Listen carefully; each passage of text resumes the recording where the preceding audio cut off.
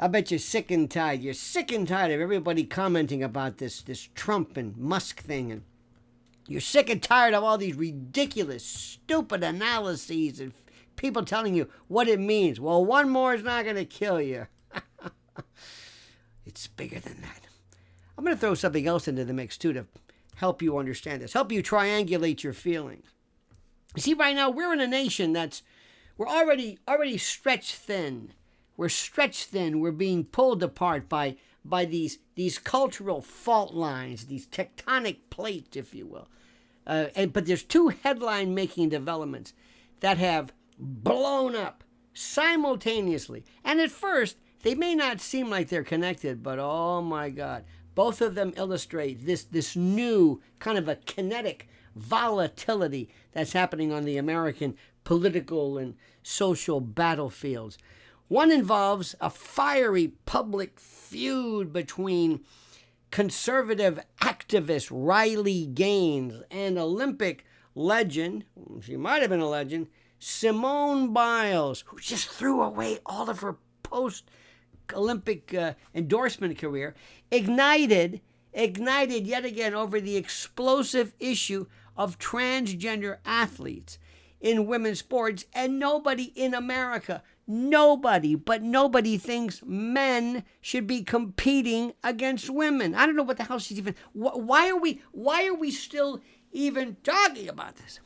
Now, the other issue involves something which is even more interesting: a deepening rift, a deepening chasm between two of the most powerful figures in America, and how this rift is redefining positions. President Trump and tech titan and a lunatic, Special K endorsee, ostensibly, Elon Musk. Now, on the surface, these stories may seem absolutely disconnected. You might say, what the hell are you talking about? But they reveal something more interesting. A deeper pattern, a pattern you should be aware of, one of ideological realignment, the Great Reset. The Great Reset, sound familiar? Generational tension and the widening gap in the intellectual and social collision between populist America and the institutional elite. This is redrawing the lines. Listen to me. I can't say it any other way than what I'm saying. And remember, there's always a concatenation of sorts. Things are always related. Now, let's look at it this way. Let's start with this Gaines-Biles. Sounds like a disease. I'm sorry, Mr. Edmonton, you have Gaines-Biles disease. Oh my God. What does that mean? I don't know, but it sounds horrible. Riley Gaines, of course, the former NCAA swimmer, now the conservative sweetheart and firebrand who stands up for, believe it or not, genetic, gender. I mean, anyway, to think that's going out on a limb. Anyway, she's made headlines for her outspoken defense of biological women in sports. Imagine that. She is a vociferous, a vocal critic of policies that allow trans women, translation, men, to compete against women or females. Now, Gaines, Riley has repeatedly warned that these policies that have been the darling of the left, threaten fairness and safety and the integrity of women's athletics. You think? You think so?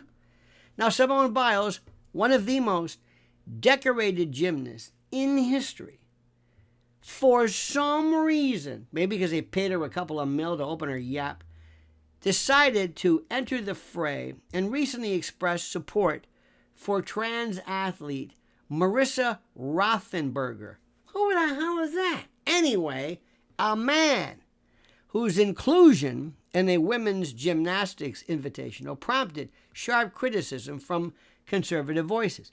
I guarantee you, Riley would change her tune if some dude beat her at what she was doing. See, it's okay when you're winning. It's okay when you're number one. It's okay when you're the gold medalist. But if somebody impedes upon your realm, it's a different story. So Riley Gaines, in her typical direct fashion, very abrupt, very straightforward, responded by invoking the issue, and this gets me, the issue of sexual abuse survivors.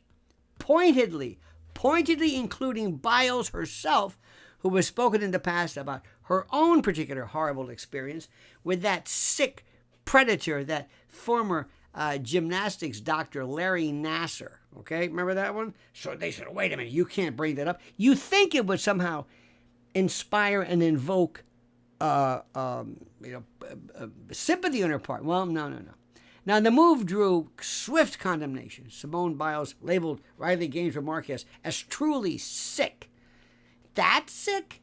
The remark is sick? Let me get this straight. The remark is sick. Talking about women who have been victimized is sick. And she then accused her of weaponizing trauma to bully the transgender community. Can you believe this? And of course, the internet and social media caught fire, went ballistic, because people have nothing better to do. They want to catch fire or set fire. So accusations flew back and forth from both sides. You got one camp that was defending Riley Gaines, her passion for female athletes, and this thing called fairness and competition. Gee. And the other blasting Riley Gaines for exploiting the personal pain to score political points. Now, Riley Gaines said, I'm not this has nothing to do with her.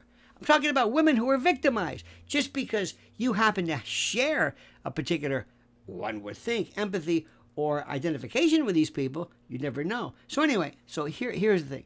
The conflict touches apparently a raw nerve because it collapses and combines two major cultural taboos into one moment: gender identity and sexual trauma. Okay? So Riley Gaines believes that invoking real stories of pain, Biles is included, adds moral urgency to her cause. Okay? Biles, however, sees it as some kind of a betrayal of a survivor's solidarity and a misuse of deeply personal history. Now, you're saying, what the hell does this have to do with Trump? Just wait. Now, beyond the personalities, this clash signals a larger cultural reckoning. I like that word lately. The reckoning. Americans are growing sick and tired of top-down moral lectures and forced imaginary consensus and the alleged weaponization of empathy. Let me explain something to you. Whether the media spins it as cruelty or courage, whatever, the Gaines-Biles, this feud reflects a country that is locked in a cold civil war over identity and biology and the very nature of competition. Now, wait. Let's turn to the political drama unfolding on a much grander stage. Now, listen to this too. Donald Trump and Elon Musk, I heard they were called alpha disruptors, once seemingly aligned in their disdain, their hatred for the establishment. Once, a-hole buddies. Now they're publicly clashing, if you believe this, and the stakes are potentially enormous. Now listen to this. Trump, who's fresh off a huge, just this MAGA upsurge, and who's now going into, by the way, the midterms, because remember, the midterms just around the corner, with a fired up MAGA base. Don't forget, they're not Republicans, they're MAGA. He recently issued a chilling warning to Elon Musk. He says there will be very serious consequences, Trump said. Very serious consequences, his word, if Musk starts funding Democrats in future elections. Trump says don't even think about it. And the warning wasn't just BS or bluster. No. It was signaled strategically to the Republican donor class and the conservative media machine. And he better say, the same goes for you. I may be talking to Elon now, but I'm talking to you. Now, this comes right after Elon, who we don't know about Elon. Elon's a billionaire, but he does this politics thing. And he a lot of times was kind of like humored by Trump, like, that's great. walking around with that kid on his shoulder. He's got the bulldozer. Okay, I mean the chainsaw. Okay, he's got that hat on. Okay, all right. Oh, you want to bring Teslas to the White House? Okay, yeah. Uses this used car a lot. Okay, sure. I mean, because Trump kind of said like, okay, all right, sure, that's cool. Because Trump can only go so far, and Trump in many respects saw in Elon kind of his own thing. But anyway, Musk is now criticizing this spending package from the big beautiful bill that, despite its conservative branding, he says balloon the national debt. Oh, for God's sakes, this is it. They always balloon the national debt. But what about the other things involved? And it's not perfect. There's some big stuff. I told you the AI, the 10-year moratorium is ridiculous. So Trump, ever the pragmatist at heart, viewed Musk's kind of argument, not as some policy disagreement, so to speak. And while Musk donated a mind-boggling $250 million to Trump's 2024 campaign and GOP candidates, that alliance is now on life support, supposedly. Because I'm still not sure how much they just love stirring their shit. Now, Elon Musk, never one to shy from provocation, fired back by floating the idea of launching a new political party, which is stupid, but one that, in his words, would represent the politically homeless. If he thinks the average American is going to be able to differentiate a third party, no. And if you think, who's attracted? The left can't stand him after they destroyed him after the Tesla. The right's going to hate him. So I don't know what he's talking about. But anyway, this is not an empty threat, no matter how you look at it. With X, I like when they say the former Twitter. Yeah, we know that. And Neuralink and Starlink and Tesla and SpaceX and God knows what else he owns. With all of that under his control, Elon possesses the infrastructure and the audience and the war chest to at least attempt a third-party insurgency. But doing so would destroy the populist coalition. The coalition that Trump built, by the way, perhaps permanently. It would, but we'll see. Now, the Trump-Musk feud isn't just personal. It exposes tectonic shifts that are happening within the conservative movement itself. And this is important. This is what you've been waiting for.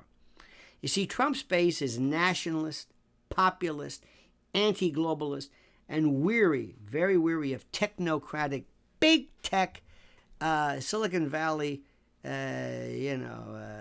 power. Elon, on the other hand, remains this, I don't know what you call him, a techno-libertarian idealist who sees, AI and global connectivity and Mars colonization as the solution, not the problem. So, okay, maybe that's not a big difference, but it is.